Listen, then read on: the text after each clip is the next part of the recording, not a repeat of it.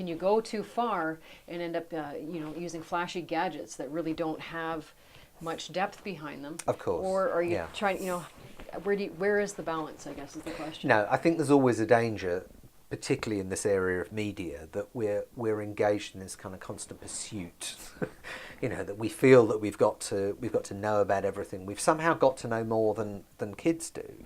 And the point is, we will never know, on some level, we will never know more about a lot of this stuff. And so there is almost, again, a kind of compulsion that we feel we've got to use the latest gadgets and so on. And I don't think that's actually very productive. And I think, in a sense, what you've got to accept is, well, there are always things that your students will know more about on some level than you do.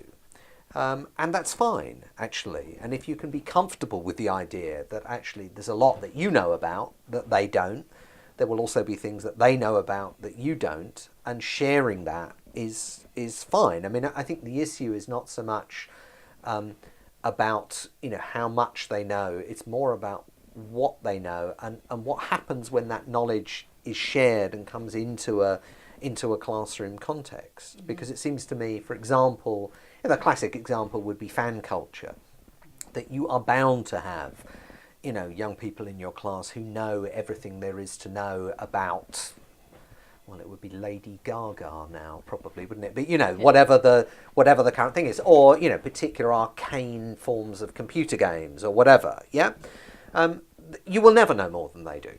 But on another level, there are probably critical questions and perspectives and concepts that you can bring that will help them to maybe take a different stance towards their knowledge, to make their knowledge a bit more systematic, to fill gaps in their knowledge. That's the role of the media teacher.